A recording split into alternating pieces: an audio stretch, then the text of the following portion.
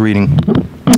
If you were with us last year, around this time, immediately after Easter, you remember that we did a series looking at the first 6 chapters of Daniel, a series on work, on faith and work. And in praying about it, we're going to sort of revisit that series with a lot of tweaks to it to understand what is the Christian faith, what does the Bible have to say about work, your jobs, your vocations. And the reason why we're revisiting this is, you guys don't know this, but I take notes on all of you. That sounded a lot creepier coming out of my mouth than it did in my head. What I mean by that is that as I talk with you guys, and that did sound a lot creepier, I take mental notes. I don't write the information down. Actually, I do journal a little bit, and when I looked through the journal from the previous couple years, it's interesting because right around this time, it seems that one of the number one prayer requests that people have, one of the number one concerns that they voice is this issue of work, their job, their vocation, and where their faith is supposed to intersect with that. If it even intersects with it, we'll see, does faith have anything to do with your work, your vocation? And so that's why we're going to revisit this again to look at, and if you were here last year, then it'll be a good refresher for you. And we're going to look at the book of Daniel to do so. Now, work. When I say the word work for this entire time, know this, that I mean, it's not just if you go to an office, or it's not just if you have a paying job. There's all sorts of work. If you're a student, then that's your job right now. That's your vocation. If you're a stay-at-home parent, you know full well that that's a full-time job. That's your vocation. What we're looking at here in work, we're broadening the definition to say this. What does the Bible say about what we do at least about 10 hours, and some of you a lot more per day? How we spend our time. Faulkner had a great line one time when he said, work, like sleep, are one of the few things that you can do at least 8 hours straight. You can't eat for 8 hours straight, you'll explode. You can't talk for 8 hours, some people can probably, but nobody will want to be around them. There's hardly anything you can do in life for 8 or more hours straight than sleep or work. And both are extremely vital, both are important. Work is the thing that consumes us. The work is the thing, we just sang this song, we lay our crowns down. And if we're honest with ourselves, in our vocations, whether you're a student, stay-at-home parent, office worker, whatever it may be, in your vocation is where we often find where our crowns are. We try to crown ourselves with the achievements that we find most often in our vocations. You can find crowns that you put on your head in many other aspects of life, but 20-1 says you're going to find a lot of your crowns that you put on your head in the achievements and the successes that you have in your vocation. And so it's important to look at work because work consumes us. Work keeps us up at night. It wakes us up in the morning. It stresses us out. It makes us worry about our future. We don't know which job to take, how to work in that job. How do we be a Christian in that job? And I love this quote, mainly because I love the name of the author. I bring it up whenever I can talk about work. This guy, Studs Terkel. I love the name, Studs Terkel. You got to love that. Let it sink in a little bit. It's a great name. He wrote a book a long time ago in America called Working. And it literally is, he went around and surveyed people who were workers, even stay-at-home, they called them housewives at the time, and he interviewed them, and he interviewed students, and he interviewed all these people in America to try to figure out what work meant to them. And the book's fairly outdated at this point, but the introduction to that book has a very, very revealing line, and here's what he says. He says, this book, being about work, is by its very nature about violence, to the spirit as well as to the body. It's about ulcers, as well as accidents, about shouting matches, as well as fistfights, about nervous breakdowns, as well as kicking the dog around. It is above all, or beneath all, about daily humiliations. To survive the day is triumph enough for the walking wounded among the many great of us. See, he says this. This book, he says, about working is just about ulcers. It's about shouting matches. It's about all the things that you and I deal with in our vocations. Because work occupies such a central part of our life. And so we have to look at what does the Bible say about it. And how we're going to do that is we're going to be using Daniel and his buddies. For the next 6 weeks, we're going to be using Daniel and his buddies as sort of a guide to what God is saying to us in your vocation right now, in your work. Now, let me set the context here. Rowan read a rather long passage. He read all of Daniel 1, and there's a lot to digest in there. We're going to look at two things that Daniel does, but let me give first the context to what's going on. Okay, Daniel and about 10,000 other people are taken from Jerusalem. Nebuchadnezzar, the king of Babylon and Jerusalem didn't get along. Babylon was conquering everybody, and they go in and they take Jerusalem, they siege it. And they take from it some of the artifacts out of the temple, but more importantly, they take some of the people. And we'll get to why it's important, who they take in a little bit. But you can imagine, here you are, Daniel, you're brought into a foreign culture. You're brought into a foreign city. And let me give you, this is, if you can see it, this is a pictorial representation of what Babylon would have looked like. It's a little hard to see, but suffice to say, it is a major, major city. At this time, probably the population around 500,000 to 600,000. It dwarfs Jerusalem. And here Daniel is taken from little Jerusalem, and he's carted off to this imposing foreign culture. Not only that, but he's forced to work for the government. And not only that, but he's forced to learn their language and their customs and their culture for 3 years. He's schooled in the way of the Chaldeans in Babylon. So what they did is essentially, you can think of Daniel as a diplomat, or I guess as a political aide. He starts off and he works in this foreign political environment that actually would have been, if not hostile, they definitely wouldn't have been welcoming to his faith position. See, they try to change him. We will get into how exactly they do that. But they try to morph him. They try to force their culture upon him. Now, does this relate to any of you guys? Finding yourself in a foreign culture in a big city, and some of you came from very small places, and you find yourself here in Seoul, and you have to adapt. And Daniel would have felt all those pressures. But more than that, Daniel would have felt the pressures of people who didn't believe what he believed in his workplace, and people who are probably hostile. Now let me give an example of this. Most of you probably don't know this woman. Her name is Lorene Clark, but this is a more modern day example of what Daniel would have been wrestling with. Lorene Clark is an executive now. She's still alive. She started her own consulting and coaching company. She's very successful. She's older now. And she goes around and talks about faith and work. And she gave a great example of how hostile it was at first when she became a Christian 29, 30 years ago. She became a Christian working for Citicorp, which is a financial services company. It was. And this is about 30 years ago. And she was a low-level assistant. She got a phone call one day. And she said, one of the top-level executives said, you're in essence being promoted. You're going to start a new division, and you have to work with the CEO. Now imagine this. A woman about 30-some years ago gets a call and says, you'll be working with the CEO, the chairman of this company, and all the other CEOs, about 200 across the country. She was scared witless. She was a year as a Christian. She didn't even know how to pray. She didn't know anything. And now she was going to be forced into what she would later call a boys' club. She said it was full of sexual harassment. She said it was full of people trying to oppress her, people who were insulting her all the time. And she says there was a turning point in her life when she realized what kind of environment she was in. She went to a Billy Graham conference. And she says it was on business and ethics. And only 5 people attended. Surprise. Business ethics, only 5 people attended. And she says later after the service, Billy Graham came down and she said he very fatherly put his arm around me. And he said, what do you do, dear?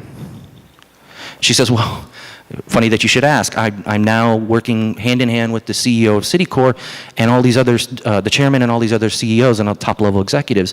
She says, I don't know what to do. And Billy Graham said something very interesting to her. He said, have you prayed for them? And Lorene Clark says, prayed for them?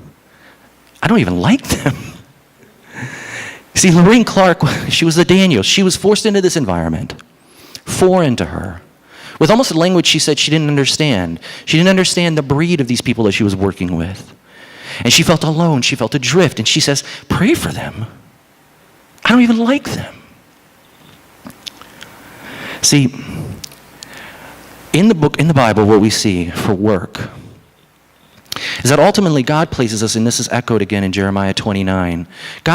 In Daniel, see that he says he delivers him. And Lorene Clark said that God delivered her into that place. She didn't know why exactly, and she didn't very much like the people that she was with, but it took that moment of Billy Graham with his arm around her for her to start to realize the redemptive nature of work. She started to see that her work wasn't separate from her faith. And we see this parallel, we see the same thing in Daniel, we see it all throughout the Bible. And this is, if you start at Genesis, you see, we worship a God who's a worker. He got his hands dirty. He's a creator. Adam and Eve, they were farmers. He says, work the ground. People think that they told them to work the ground after the fall and after sin came in the world. No. He says, before all that, you're a worker. Work is good. Work is redemptive. See,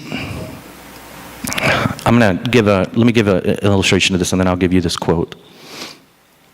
All of us, deep down, if we're honest, we seek a deeper significance in our jobs and our work. We do. Nobody wants to go somewhere that's meaningless. There's something inside all of us, no matter what your vocation is. Student, stay-at-home parent, office worker, diplomat, lawyer, CEO, it doesn't matter. We all seek significance in our work. Mike Judge, who's the director, you might know him from Beavis and Butthead, or from Office Space, he has a new series called Silicon Valley that's coming out on HBO. And it's a series about Silicon Valley, about startups. And the interviewer on NPR one time was asking Mike Judge, he said, when you were writing this comedy series, did you go around and interview CEOs? And he said, of course, I interviewed all these CEOs of startups. And the interviewer says, did you notice anything interesting or anything common with them? And Mike Judge said, yes, of course.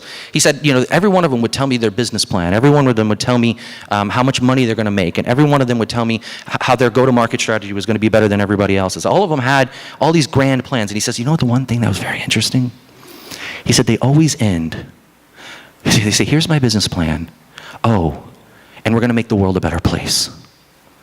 He said, every single CEO that I interviewed said, at the end of their interview, he said, oh yeah, we're going to make tons of money, but we're going to make the world a better place too. He said they almost said it like it was an amen of a prayer. See, deep down in all of our work and all of our vocations, we need that cosmic significance. These CEOs, they wanted to say, we wanted to make the world better. And John Steinbeck gives the best example of this. In The Grapes of Wrath, if you remember this story, Tom Joad and his family, they're in Oklahoma in the United States. They want to farm, but they can't farm there. It's dried up. It's the Depression. And so they have to go west. And they go west to California, and as they're along the road in California, he sees all these other migrant workers there. And they're farmers, and they're going to go farm in California, but he says something very interesting about work. And he says something that he speaks to how you and I seek to find deeper significance in work. And here's what he says. The causes for work. The causes lie deep and simple. The causes are hunger in a stomach, multiplied 1,000,000 times, a hunger in a single soul, hunger for joy and some security, multiplied 1,000,000 times, muscles in mind aching to grow, to work, to create, multiplied 1,000,000 times. The last clear, definite function of man, muscles aching to work, minds aching to create beyond the single need. This is man, he says, or woman. To build a wall, to build a house, a dam, and in the wall and in the house and dam to put something of man's self, and to make man's self to take something back of that wall, the house, the dam. To take hard muscles from the lifting, to take the clear lines and form from conceiving. And here's where he gets interesting. He says, for man, unlike any other thing, organic or inorganic, in the universe, grows beyond his work, walks up the stairs of his concept, and emerges ahead of his accomplishments. See, what Steinbeck is saying, what Tom Joad is saying is, all of us seek to rise above our vocations. We seek to find and climb the stairs of those concepts and find that deeper meaning. So let's look at this really quickly about what Daniel does to give us a deeper meaning to work. First, the challenge. And here's what happens with Daniel. Do you notice that when he was brought into this culture, the first thing they do to him, thank you. I'm just going to have Micah turn on the air conditioning, actually, but that's fine. This is what you get when you get a low-grade fever, guys. So you had to bear with me. The first thing that happens to Daniel, I'll get us back on track here. The first thing, if you see this, and this is the same thing, it happens subtly to you and I, when we begin to work in our vocations. The first thing that happens, you notice that they give him a new name. They give him a brand new name. Now, what's the significance of this? See, all of Daniel's friends had names that honored God. They had names like Daniel, literally means God is my judge. It literally means God is my judge. And all of his friends had names that meant something to honor God. And yet when they get to Babylon, the first thing that the Babylonians do is to give them new names that honor the Babylonian culture. So Daniel's name is switched from Daniel to Belteshazzar. Now, why are they doing this? Here's why. The Babylonians had this really cool tactic. When they took over a country, they didn't just decimate it, they didn't just destroy it, because they knew that sooner or later that culture would probably rise back up and try to defeat them. They knew that even if they wiped out an entire civilization of people, that culture would probably somewhere along the line rise back up and come back to haunt them. And so what they did, instead of just decimating cultures, they did something that was even more subtle. When they brought Daniel and other cultures into their culture to work, they tried to co-opt them. They tried to literally change their name, to suck them into their culture, to make them forget, to make them assimilate. See, they didn't destroy Daniel. They did something even more subtle. And it's something that happens to you and me, and it happened to me when I was in corporate America as well. What happens is, our jobs begin to start to change us. See, that's their tactic. The Babylonians, all they wanted to do was change Daniel and his friends. And the best way they could do it is take their names and their identities and to start to do that.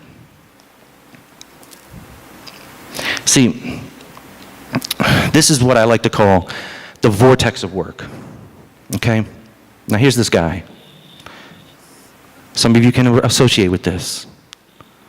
When your work begins to suck you in, when your work begins to make you change, to assimilate, this is long hours, this is stress, this is the anxiety that we feel within our jobs. And of course, we get sucked into it. I had to put that up there, sorry guys. Cheesy graphics aside. You want to see that one again? You can see him. He got sucked in there. There he goes. There's the worker guy, getting sucked into it. Now, why is he doing that? Why did I do that? I got to show that again. There you go. I know. You see, look. What was happening to Daniel was happening, it happens to you and I. This is the challenge of work, is when our work begins to assimilate us, when we start to adopt the patterns and the behaviors of our jobs, of our vocations, of others around us, when we start to look and act just like everyone else. This is the challenge, and this is what Daniel's challenge was too. Remember, he's in a foreign culture, he's in a foreign environment, and what they're trying to do is rename him according to their standards. But Daniel does something very interesting to combat this.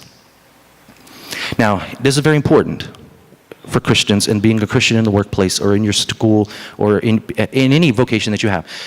Daniel does something really, really cool. He neither separates from his job, nor does he assimilate into it. Remember, he takes the name. He doesn't reject the name, he takes this name. But he says, ultimately, we're not going to know him by that name. Ultimately, we know him by Daniel, right? We're referred to him as Daniel and Daniel again, over and over again. And here's what he does. He doesn't just separate from his job, and he doesn't assimilate. Rather, he excels. Do you look back at Daniel 1:20? What he says is that more than any other, Nebuchadnezzar says that he was better than everybody else. He excelled above everybody else. But here's what he does. I'm going to give another little graphic for you. Daniel doesn't just say that there's a work versus faith model. He doesn't just struggle. There's not a tug of war between his work and his faith. On the other hand, Daniel doesn't do what we might do as Christians and say that work and faith are he doesn't say work away from faith. He doesn't say work is completely separate from it. And on the other hand, he also doesn't say that work's only in faith, that you can only have a Christian job. It says that Daniel excels in his work. He excels in it. But he does it by his standards. And here's what he does. Do you see that? Remember when he says that he refuses the meat and the wine and the meat from his boss? What's going on here? What Daniel's doing is, we have a bunch of reasons why he might refuse the wine and the meat. One of them may be that the wine and the meat are sacrificed to idols. One of them may be because it's the king's portion, that it's excess. But what he says is this. He says, you can change my name and you can try to get me assimilated and you can try to get me sucked into that vortex of work. But he says, ultimately, what I'm going to do is do it by my standards. What he says is, when he refuses the meat and the wine, he says, listen, you guys can work the way you're going to work. I'm going to work distinctly and differently, and yet I'm going to excel. I'm going to excel. And what he's doing is he's inverting the value system here of his job. See what he says, listen, I don't have to do everything everybody else does to get ahead. I don't have to participate in all the other cultural norms that everybody else has to do to get ahead. What he basically does is he denies himself. And he takes one of the greatest risks. The eunuch looks at him and says, do you not understand that by doing this, you're putting me at risk of my life, and therefore you're putting yourself at risk of your life? Daniel says, that's great. That's fine. I'll risk it. I can risk it. Why? Because my values and my crown is not resting in this place.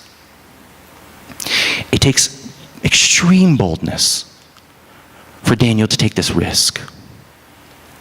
Now, he gets a cup of wine put in front of him and he denies himself. About 2,000 years later, another descendant of Judah, Daniel was a descendant of Judah, but about 2,000 years later or so, another one shows up. And he gets a cup of wine put in front of him. And he denies himself. See, when Jesus takes the cup of wine at the Last Supper and when he goes to the cross, what he's saying is to you and me, in our vocations, in our jobs, we can be radically different. The cross is proof of this. The cross says that to get power, you give up power. To be served, you serve. To get ahead, sometimes you go behind. Jesus says, look, if you want a model for your work, if you want a model, Daniel was a great example, but Jesus was the ultimate one to say, look, the cross proves that to get ahead, sometimes you go behind. To be served, you have to serve. To get power, you give up power, Jesus says on the cross. The cross represents the greatest upheaval of cultural norms in all of history. The cross represents the way that you and I can get freedom in our job, the freedom that Daniel had. Daniel had the freedom to reject the terms of his conditions in his work, and he had the freedom to excel because he knew his values weren't tied into that. He could lay his crowns down because his crown wasn't ultimately found in his job. He knew where his crown lay, and he knew that in an abstract way, and you and I this morning can know this in a very real way. If you look at the cross and if you look at Jesus dying for you, you'll see all the value systems of your job turned upside on their head. And you can find rest in that. You can go to his feet this morning and lay your crowns down and live with complete freedom. Take some time in silent prayer now to reflect on this. Go to Jesus, go to God, go to the cross and ask him, what does it mean that the cross turns everything on its head? And now I have the freedom to not only excel in my work, but to live free in it. Go in prayer now.